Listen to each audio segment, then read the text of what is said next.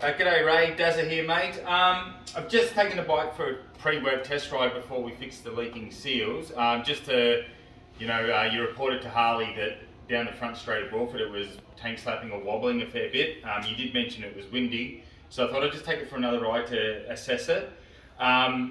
So the findings that I got, and I don't know what tyre pressure you were running at the track, but on track the front tyre pressure does need to be up at about 37, 38 while on track, like hot pressures, but I'll mention that in the job report anyway. But yeah, it needs to be up there, so if it is low, it will make that issue a little bit worse. The other thing that I suspect could be going on as well, like when you come out of the left-hander at Broadford Straight and then you come down the hill, there's that bit of a dip and where it levels out. With the new setup, it'll probably want to carry the front wheel or wheelie just a little bit more than before. And what can happen that when the front wheel wants to come back down, obviously it might not be completely straight, so when it hits the ground it'll want to tank slap a little bit.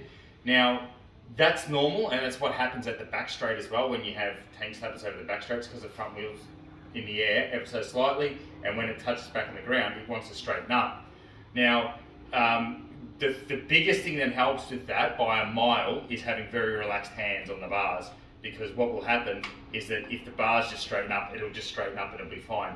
But if you're a little bit tense in the arms, especially in the forearms and hands, when it lands, you're actually resisting the front wheel from straightening up, so then it will actually create a wobble that will go through the whole bike and you'll notice it.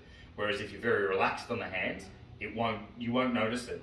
But that comes with a lot of track riding experience to get that really free and relaxed hands. And there's certain things you can do to support your body weight through that, which we have in our race schools stuff about body position.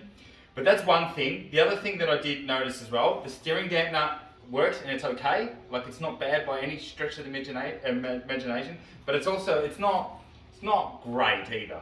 It's an OEM stock one. It's, like I said, it's okay. A bit better of a steering dampener will help even more. The other thing, I'm not sure, you probably had your mirrors off on the track day. If you did, that's great. If you didn't, I would recommend taking them off, because any drag or wind resistance is going to make that issue worse. I do feel that we're going to make a small change to the setup while we've got the bike here, and it's just to balance the bike a little bit better, and that should maybe cure, or not cure, but it will certainly help it want to wheelie less at that bottom out, which is what I believe is happening with that wobble and tank slapper. And the other thing, being one of the earlier generations of this bike, it doesn't have a quick shifter, and you might think, well, what's a quick shifter got to do with a wobble? However, again, like, the more relaxed you are in the handlebars and that wheel landing, and the better that wheel when it lands, can straighten up, the better it is. There is no chance you'll ever have a situation where the front wheel leaves the ground and you're going to be able to keep it completely straight. It'll always move a little bit, and it needs to land and just correct itself.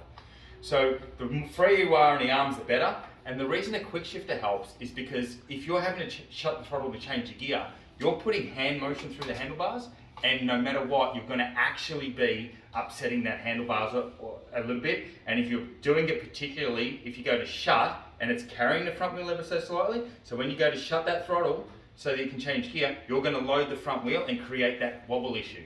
So with a quick shifter, what will happen is you'll keep your hands steady, be relaxed, and because the quick shifter cuts so nicely, the front wheel will just keep carrying you, so you won't introduce that wobble, if that makes sense. So from that perspective, it's a lot better. So what we're going to do is we'll revise the setup ever so slightly. It won't be a huge change, but hopefully we'll just help with that. Certainly try your best to be relaxed on your arms, and as I said, on our race school package we have a video on there about body position and how to be good with your body position, and that will take weight off your arms. And then the next thing I'm going to put in your job report is, look, everything's money, but it's whether you want to have that extra element of safety is a bit better of a steering dampener, and also put a quick shifter on it, especially if you're going to do more track days, because it's going to fatigue you less. You'll be able to just concentrate on going down the straight and setting up for the next corner. You're not going to have to worry about chopping the throttle and all that sort of stuff. So we'll put that in the job report, but I thought I'd just give you a quick explanation into what we think's going on. So we'll now get on to getting these forks out, and we will inspect why the seals leaked. It's very rare for these SKF fork seals to leak, but we'll check it all out for you, and we'll be in touch.